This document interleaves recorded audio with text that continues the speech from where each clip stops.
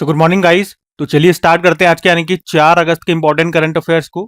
और आज का पहला इंपॉर्टेंट प्रश्न ये रहा आपके सामने कि अभी हाल ही में केंद्रीय मंत्रिमंडल ने प्रधानमंत्री सूर्य सरोवर योजना के लिए भी कितना बजट जारी किया है। तो सही उत्तर हो जाएगा 5070 करोड़ रुपए। तो अभी केंद्र सरकार ने प्रधानमंत्री सूर्य सरोवर योजना को भी मंजूरी दे दी है, जिसका उद्देश्य है झीलों, बांधों और जलाशयों पर तैरते हुए सोलर प्लांट लगाकर स्वच्छ बिजली बनाना और भारत की ऊर्जा सुरक्षा बढ़ाना। तो प्रधानमंत्री सूर्य सरोवर योजना इसका नाम है, केंद्र की योजना है और इस योजना के तहत पानी की सरफेस पर तैरने वाले सोलर पैनल लगाए जाएंगे, फ्लोटिंग सोलर पैनल जिन्हें हम बोलते हैं। और इसके लिए कितना बजट रखा है?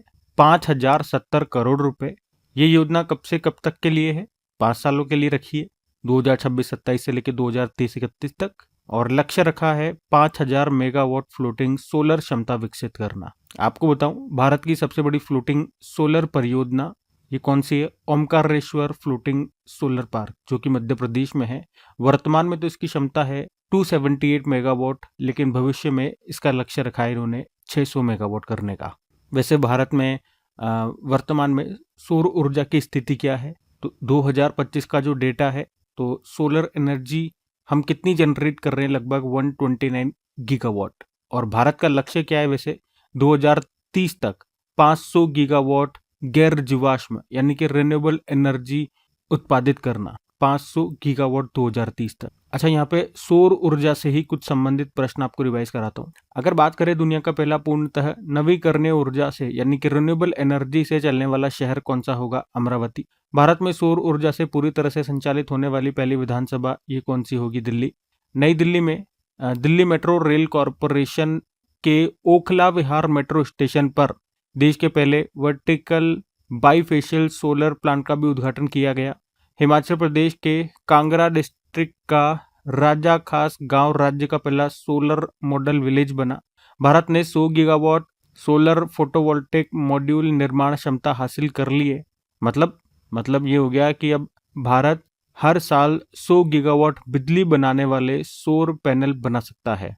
अभी बनारस लोकोमोटिव वर्क्स जो वाराणसी में है, उसने रेलवे पटरी के बीच में भारत का पहला 70 मीटर लंबा रिमूवेबल सोलर पैनल सिस्टम लगाया था, जिसकी क्षमता थी 15 किलोवाट। इस तरह के 28 पैनल लगाए थे। और भारत का पहला सोलर पावर्ड जू कर्नाटक में स्थित बन्नेरगट्टा बायोलॉजिकल पार्क में बनाया गया है। गोबी रेगिस्तान में दुनिया का पहला सोलर थर्मल पावर प्लांट किस देश ने शुरू किया? तो आंसर होगा चाइना ने। ठीक है, तो सौर ऊर्जा से ही संबंधित ये सारे प्रश्न थे, ध्यान में रखना। अगला प्रश्न देखते हैं। फिर अगले में पूछ रहे हैं, अभी हाल ही में चर्चा में रही समुद्र मंथन योजना का संबंध किस मंत्रालय से है? तो आंसर होगा पेट्रोलियम एवं प्राकृतिक गैस मंत्रालय, जिसके मंत्री कौन है? हरदीप सिंह पुरी। तो अभी केंद्र सरकार ने समुद्र मंथन नाम से एक नई योजना को मंजूरी दी है। इसका उद्देश्य है समुद्र के अंदर छिपे तेल और प्राकृतिक गैस की खोज करना और उनका उत्पादन बढ़ाना। ये पेट्रोलियम एवं प्राकृतिक गैस मंत्रालय की योजना है और इस योजना पर 2030-31 तक 84,084 करोड़ रुपए खर्च किए जाएंगे। तो योजना का मुख्य उद्देश्य क्या है? समुद्र में नए तेल और गैस भंडार ढूंढना, विदेशों से तेल आयात जो हम इंपोर्ट कर रहे हैं उसको कम करना, भारत को ऊर्जा के मामले में आत्मनिर्भर बनाना, निजी कंपनियों को निवेश के लिए आकर्षित करना और मेक इन इंडिया और विकसित भारत के लक्ष्य को आगे बढ़ाना। और सरकार इसमें क्या मदद करेगी? तो सरकार ड्रिलिंग लागत का 50% तक का खर्च देगी। प्रति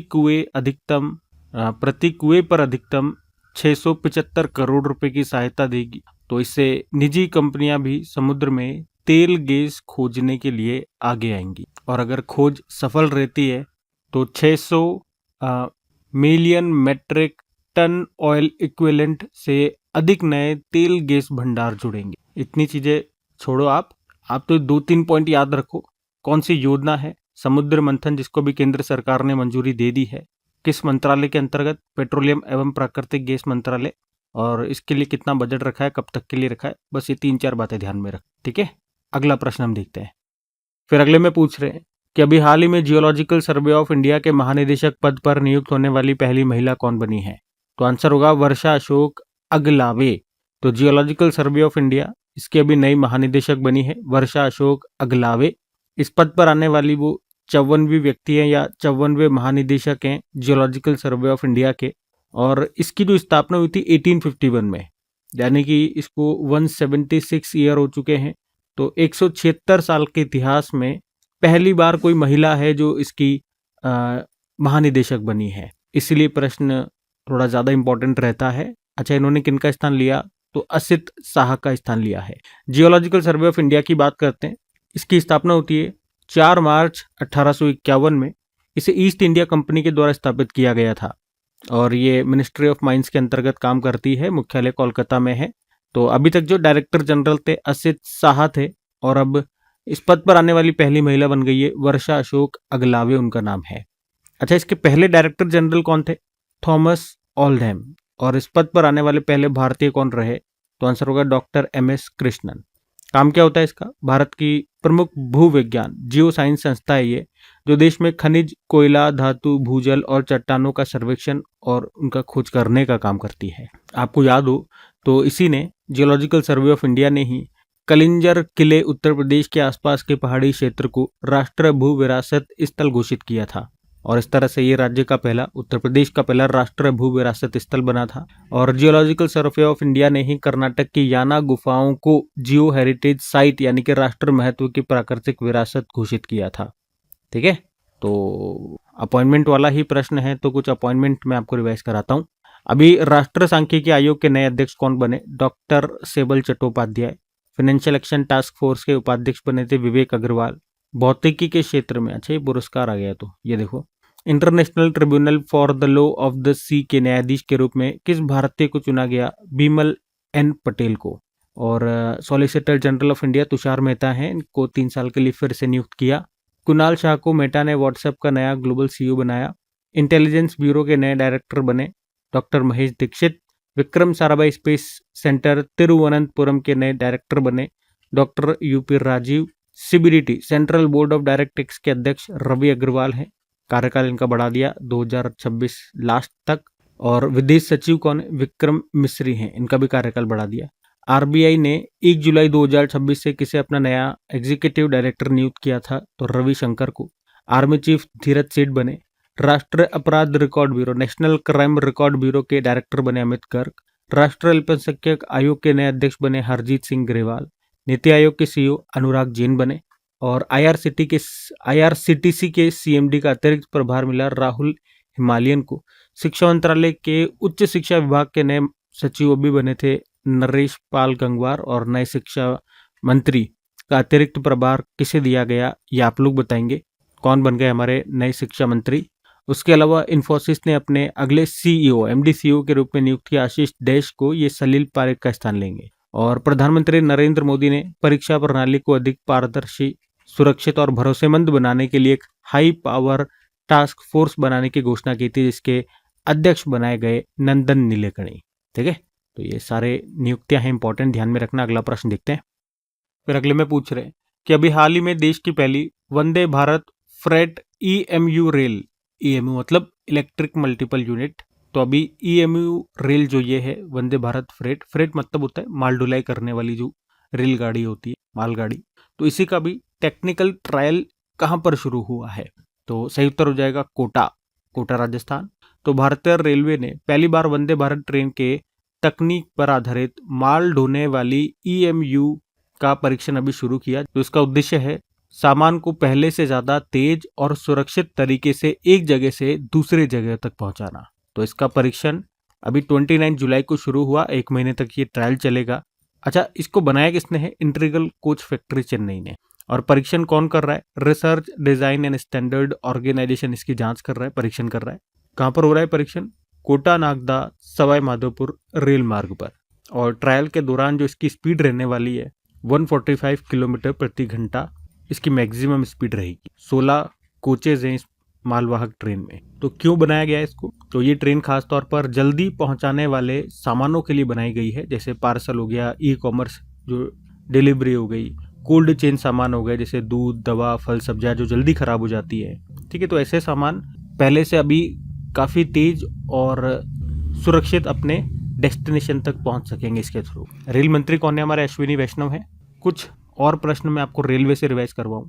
तो आपको याद होगा भारतीय रेलवे ने कार्यस्थल पर यौन उत्पीड़न की शिकायत दर्ज कराने के उद्देश्य से महिला कर्मचारियों के लिए शाइन एप्लीकेशन को लॉन्च किया था। आरवीएनएल रेल विकास निगम लिमिटेड के सीएमडी सलीम अहमद बने।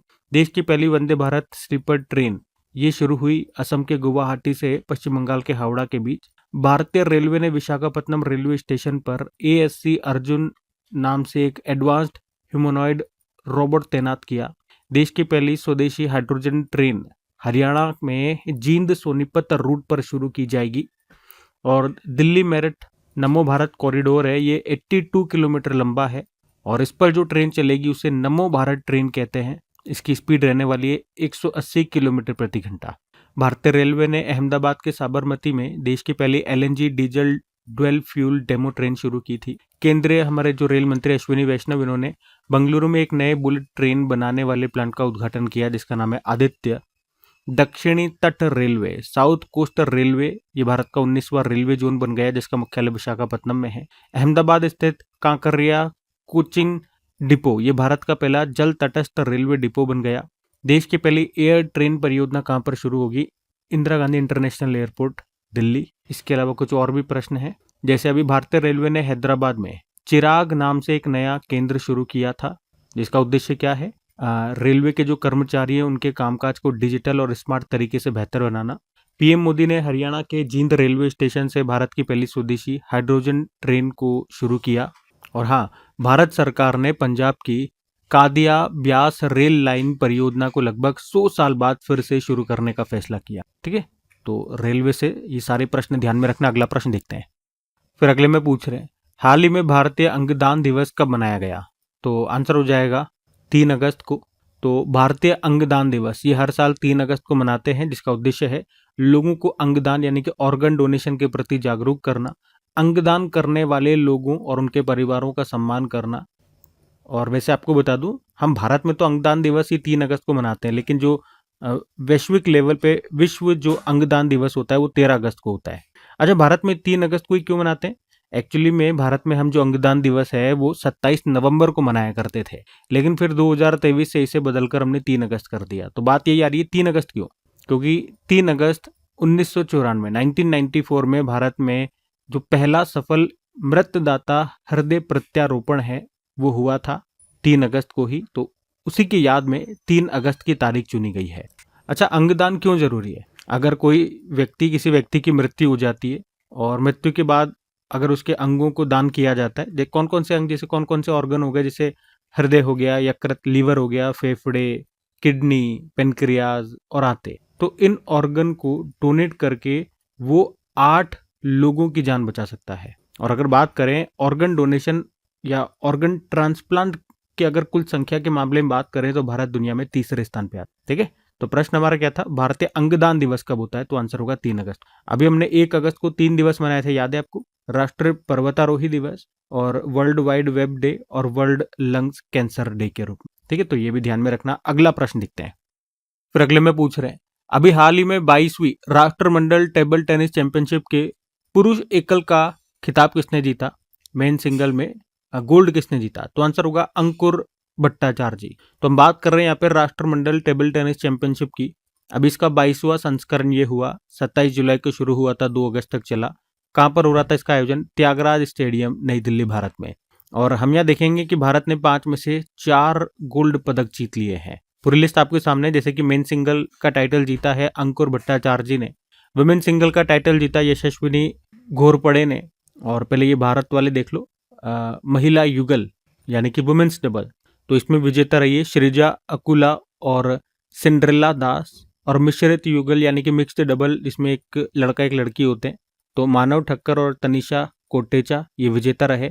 लेकिन एक कैटेगरी थी पुरुष युगल मेंस डबल, इसमें मलेशिया विजेता रहा। भारत ने रजत पदक जीता है इसमें। ठीक है, तो इसलिए हमने कहा कि 5 में से 4 गोल्ड हमारे पास आ गए, मेन सिंगल, वुमेन्स डबल और मिक्स डबल। तो अगर हम बात करें कॉमनवेल्थ टेबल टेनिस चैंपियनशिप की, इसका पहला आयोजन 1971 में हुआ था सिंगापुर में, और भारत भी कई बार इसको होस्ट कर चुका है, जैसे 1982 में बॉम्बे में, 1994 में हैदराबाद, और नई दिल्ली में भी कई बार हो चुके हैं, जैसे 2001 में, 2013 में, और अभी 2026 में हुआ, 2007 में हो चुका है, 2019 में, मतलब कई बार भारत इसको होस्ट कर चुका है। ठीक है, राष्ट्रमंडल टेबल टेनिस चैंपियनशिप की हम बात कर रहे हैं। अब आपके लिए एक प्रश्न है, अभी जो कॉमनवेल्थ गेम्स हुए थे, कल ही मैंने आपको डिटेल में बताया इसके बारे में। आप बताओ, भारत मेडल टैली में कौन से स्थान पे रहा, भारत ने कौन कौन से मेडल कितने जीते, जैसे गोल्ड कितने आए, सिल्वर कितने आए, ब्रॉन्ज कितने आए, और इसमें टॉप पर कौन रहा। ठीक है, ये आपको बताना है। बाकी टेबल टेनिस की अगर बात करते हैं ना, तो एक याद रखना, इंटरनेशनल टेबल टेनिस फेडरेशन, जिसकी स्थापना होती है 1926 में, हेडक्वार्टर लुजेन स्विट्जरलैंड, हेड है पेट्रा सोरलेंग। अच्छा, ये जो हमने अभी पढ़ा है ना, राष्ट्रमंडल टेबल टेनिस चैंपियनशिप जो 22वां संस्करण हुआ अभी, इसका शुभंकर याद रखना। शुभंकर मैस्कोट क्या है, मयूर है, जो रिप्रेजेंट करता है पिकॉक को, मोर को। और कॉमनवेल्थ टेबल टेनिस फेडरेशन के अध्यक्ष कौन है, विवेक कोहली है। ठीक है, ये 2 पॉइंट और ध्यान रखना। अगला देखते हैं प्रश्न। फिर अगले में पूछ रहे हैं, अभी हाल ही में भारतीय नौसेना को दूसरा स्वदेशी डाइविंग सपोर्ट वेसल सौंपा गया है। इसका नाम क्या है, इसका नाम है निपुण। तो अभी 30 जुलाई को ही भारतीय नौसेना को ये दूसरा स्वदेशी डाइविंग सपोर्ट वेसल, जिसका नाम है निपुण, ये मिला है। और इसे किसने बनाया, हिंदुस्तान शिपयार्ड लिमिटेड विशाखापट्टनम ने इसको तैयार किया है। तो निपुण क्या है, तो ये एक विशेष जहाज है जिसका काम समुद्र की गहराई में गोताखोरी, खोज, बचाव और पनडुब्बियों की सहायता करना है। ये गहरे पानी में काम करने की क्षमता रखता है, मतलब ये बहुत गहराई तक गोताखोरी कर सकता है। और इसमें ऐसे आधुनिक तकनीक है जिससे गोताखोर लंबे समय तक गहरे समुद्र में सुरक्षित रहकर काम कर सकते हैं। उसके अलावा ये अपने साथ में डीप सबमर्जेंस रेस्क्यू वेसल लेकर के चलता है, और उसके लिए मदरशिप का काम करता है। मतलब अगर कोई पनडुब्बी समुद्र में फंस जाए तो ये डीप सबमर्जेंस रेस्क्यू वेसल की मदद से उसमें मौजूद लोगों को बचा सकता है। तो एक लाइन में कहूँ तो ये पोत गहरे समुद्र में गोताखोरी और पनडुब्बियों के बचाव अभियान में सक्षम है। और ये इस तरह का दूसरा है। तो आप पूछोगे पहला वाला कौन सा था, तो पहले वाले का नाम थे निस्तार, ये है निपुण। ठीक है, क्या है, डाइविंग सपोर्ट वेसल है। तो ये आप ध्यान में रखते। ठीक है, अगला प्रश्न देखते हैं। फिर अगले में पूछ रहे हैं कि अभी केंद्र सरकार ने प्रधानमंत्री किसान सम्मान निधि योजना को कितने सालों के लिए आगे बढ़ाने का निर्णय लिया, तो आंसर होगा 5 वर्ष। तो अभी केंद्र सरकार ने प्रधानमंत्री किसान सम्मान निधि योजना को 5 साल यानी कि 2026-27 से लेकर 2030-31 तक जारी रखने का फैसला किया है। और इसके लिए कितने बजट को मंजूरी दी है, तो 3,15,614 करोड़ रुपए। मतलब इन 5 सालों में इतना पैसा खर्च होगा। कैसे खर्च होगा वो मैं बताता हूँ। अगर ये योजना आप जानते हैं तो, जिसे हम बोलते हैं प्रधानमंत्री किसान सम्मान निधि योजना। तो इस योजना में क्या होता है, जो पात्र किसान होते हैं उनके परिवार को, उन किसानों को हर साल 6,000 रुपए की आर्थिक सहायता दी जाती है, साल में 3 किस्तें करके 2-2 हजार रुपए की। तो ये योजना शुरू कब हुई थी, 24 फरवरी 2019 को। इसको प्रधानमंत्री नरेंद्र मोदी ने उत्तर प्रदेश के गोरखपुर से शुरू किया था। सहायता राशि हमने कहा 6,000 रुपये हर साल, 3 किस्तों में 2-2 हजार रुपये करके। तो इससे किसानों को थोड़ी बहुत आर्थिक मदद मिल जाती है। वैसे आजकल 6,000 रुपये में कुछ होता नहीं है, लेकिन फिर भी थोड़ा बहुत मदद मिल सकती है। अच्छा, ये इंपॉर्टेंट बात रहेगी कि इस योजना का विचार कहाँ से आया था। ये थोड़ा सा अलग हटके प्रश्न आपको देखने को मिलेगा कि इस योजना का विचार आया कहाँ से, मतलब इस योजना की प्रेरणा कहाँ से मिलती है। तो रायतु बंधु योजना, जिसे सबसे पहले तेलंगाना सरकार ने शुरू किया था, और इसी की सफलता के बाद केंद्र सरकार ने पूरे देश में ये प्रधानमंत्री किसान योजना लागू की। तो ये अलग हटके प्रश्न है, इसको ध्यान रखना। ठीक है, तो ये योजना है 5 सालों के लिए, इसे आगे बढ़ा दिया। अगला प्रश्न देखते हैं।